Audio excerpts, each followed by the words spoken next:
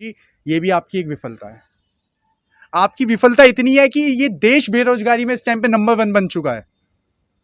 इस देश का युवा इस टाइम पे पकोड़े बेचने का ही काम करे जो आपने सपने दिखाए थे। हर हर मोदी, घर घर मोदी, हर हर मोदी, घर घर मोदी। ये प्रधानमंत्री नहीं, एक तो ये प्रचार मंत्री हैं।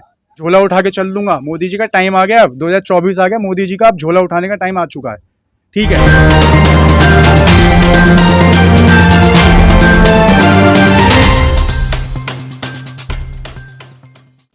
नमस्कार। आज हमारे साथ हैं सोशल एक्टिविस्ट मोहित गौड़ जी। पंडित हैं और पंडित ही गॉड शब्द लिख सकते हैं। गॉड का मतलब सीधा सीधा होता है जो बुद्धि से इस्तेमाल करता है, बुद्धि का ज्ञान रखता है और हर चीज बारीकी से नाप तोल करके बोलता है, कहता है, मानता है। गौड़ साहब से मैं सीधी बात करूंगा कि जिस तरीके से 8 साल में मोदी जी की सरकार चल रही है, क्या लगता है कि वो किस ढर्रे की ओर चल रही है और आने वाला समय और कैसा होने वाला है? पहले तो बहुत बहुत धन्यवाद और आपके सारे व्यूअर्सों को मेरी तरफ से जय श्री राम।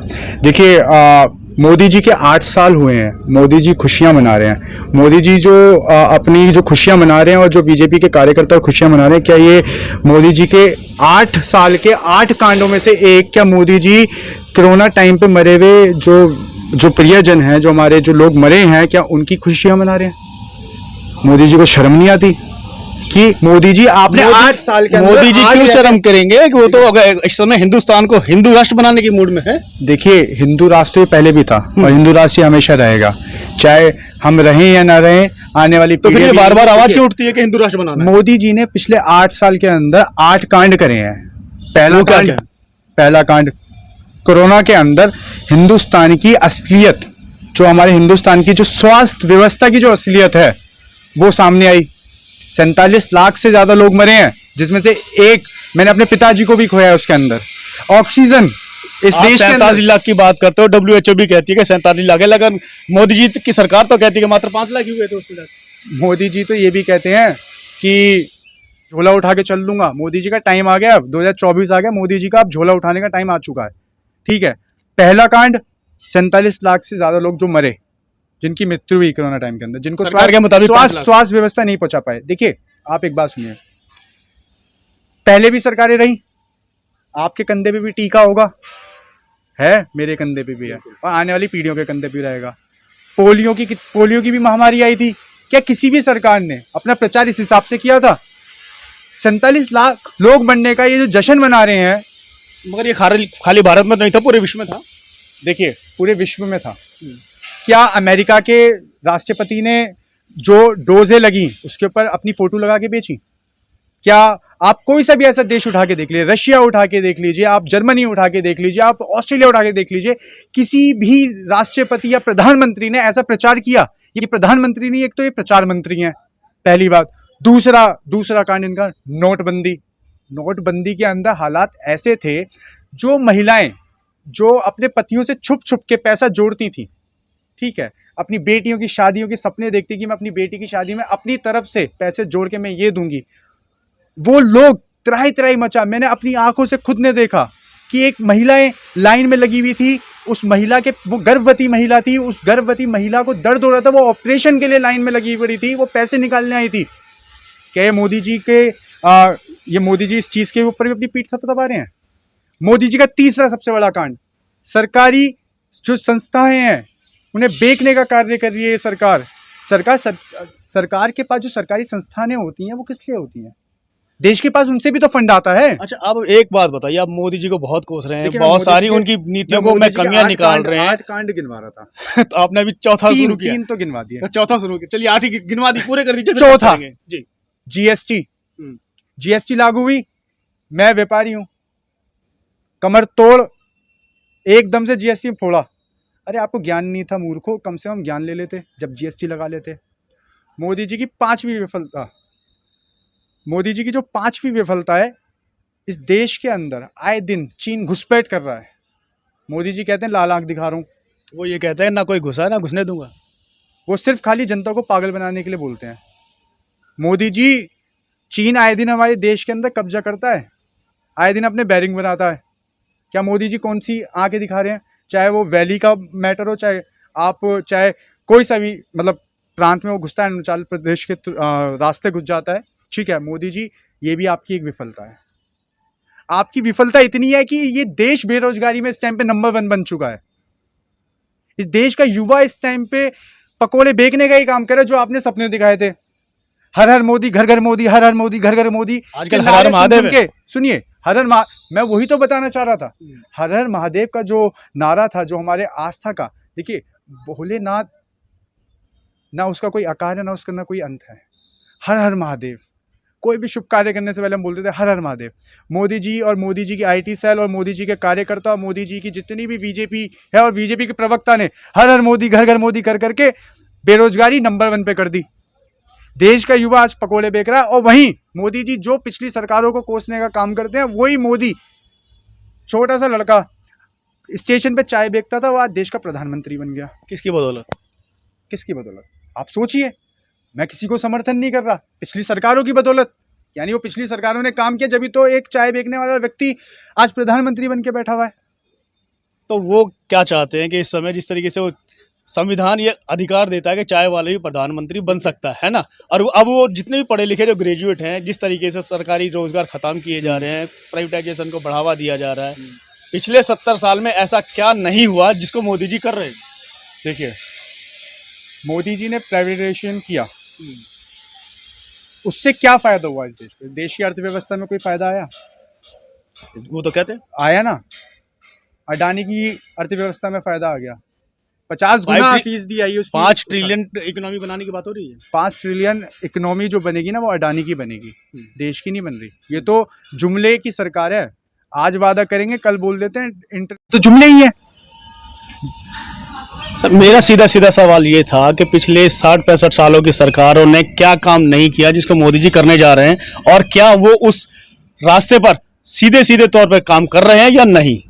देखिए, आप मुझे कोई एक ऐसी नई योजना बताइए जो मोदी जी ने नई चालू करी हो। आप राम मंदिर बन गया हिंदुओं का। देखिए, मंदिर एक आस्था का विषय है।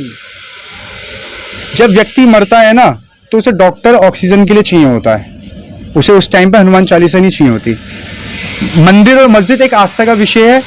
इस देश को असल जो मुद्दा है वो शिक्षा का मुद्दा है। इस देश का असल मुद्दा है बेरोजगारी का। इस देश का जो असली जो मुद्दा है, आज से 1 साल पहले आपने देखा होगा, लोग लाइनों में खड़े होके सिक्योरिटी मांग रहे थे। हम लोग, क्या ये मुद्दा नहीं है आपके लिए? सिक्योरिटी की अगर हम बात करते हैं, क्या जिस तरीके से RDX आ जाता है बाई बॉर्डर, उसके बाद अभी कल ही आपने देखा होगा कि एक जो मूसेवाला हैं, रैपर रहे, इंटरनेशनल नाम है उनका, फेमस है, राइटर भी हैं, डायरेक्टर भी हैं और पॉलिटिशियन भी हैं। इतने बड़े लोग व्यक्ति की सिक्योरिटी हटा देना और उसके तुरंत 24 घंटे भी नहीं होते उनके ऊपर अटैक हो जाता, कैसे देखते हैं आप इसे? देखिए, आप मुझे पहले एक बात बताइए। पुलवामा अटैक हुआ, वहां हमारे शहीद जवान जो थे वो शहीद हुए। पुलवामा के अंदर ही 500 किलो RDX बॉर्डर के रास्ते आ जाती है।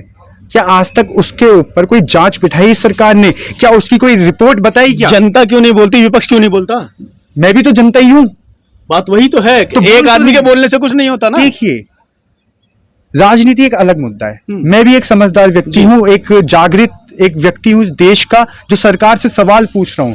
आप बताने की कोशिश करिए कि 500 किलो जो RDX है वो देशद्रोही करार दे दिया जाएगा। देखिए, सरकार के खिलाफ जो भी बोलेगा वो देशद्रोही होता है, वो कट्टर हिंदू नहीं होता। डर नहीं लगता? नकली हिंदू बना देते हैं। बीजेपी के प्रवक्ता बैठ के उसे नकली हिंदू बना देते हैं। कोई भी उनके खिलाफ कोई बात, अगर उनसे कोई महंगाई की बात करे तो वो नकली हिंदू है। तो देश को किस ओर लेके जाना चाहते हैं ये अब सीधा सीधा बताएं कि देश को अभी एक आगे किस ओर लेके जाना चाहते हैं? डरता वो है, देखिए, सच्चा देशभक्त कभी नहीं डरता। मैं सच्चा देशभक्त हूं जब भी मैं सरकार से सवाल कर रहा हूं।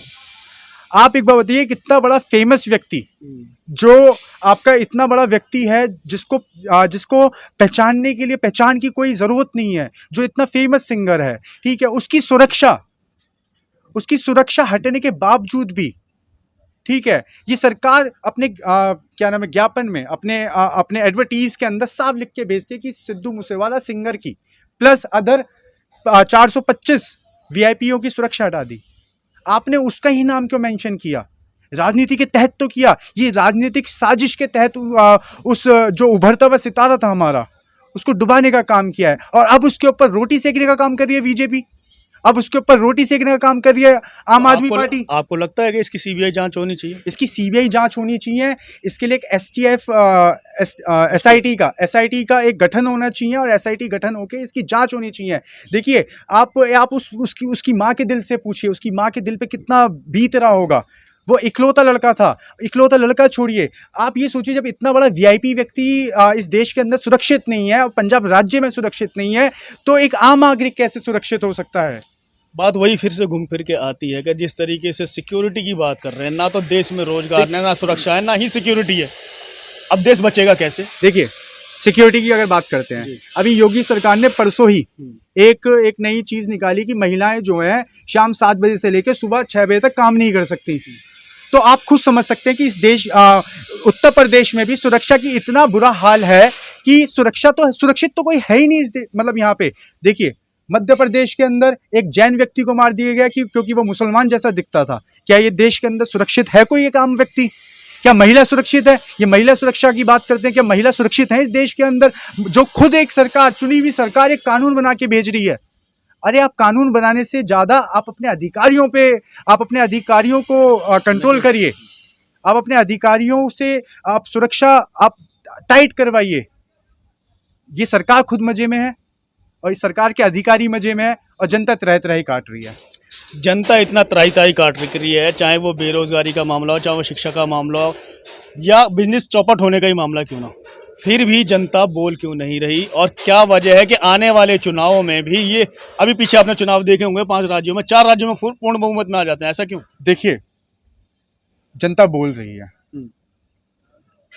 जनता बोल रही है, मैं भी बोल रहा हूँ, और जनता इस बार 2024 के अंदर, मोदी जी का एक बहुत फेमस डायलॉग है कि मैं तो फकीर हूँ, झोला उठाऊंगा चल दूंगा। मोदी जी ने इस देश के हालात इस टाइम पे ये कर दिए हैं। मोदी जी अब झोला उठाएंगे और इस देश के अंदर चलते बनेंगे। ये कब हो रहा है? 2024 से पहले या 24 के अंदर ही होगा? 2024 के चुनाव के अंदर मोदी जी को जनता भगाने का काम करेगी। जनता बीजेपी 2050 तक रहने वाले हैं। देखिए, क्या संजीवनी बूटी पी के आए हैं मोदी जी? पहले डंका नहीं, मोदी जी के संजीवनी बूटी पी के आए हैं। Modi ji and company BJP, और बीजेपी का हर एक कार्यकर्ता झोला उठाएगा और इस चुनाव के बाद चलता बसेगा। तो ये थे हमारे साथ गौड़ साहब, और उनका बेबाकी से जवाब था कि जिस तरीके से हालात चल रहे हैं देश के, ना रोजगार है, ना स्वास्थ्य है, ना शिक्षा है, और ना ही सिक्योरिटी है। अगर देखा जाए तो आने वाले समय में, जो कि मोदी जी का एक फेमस डायलॉग है, मैं तो फकीर हूँ, झोला उठाकर चल दूंगा, वो समय अब 2024 में जल्दी ही देखने को मिलेगा। ये गौड़ साहब का साफ साफ कहना है। खत्म करो।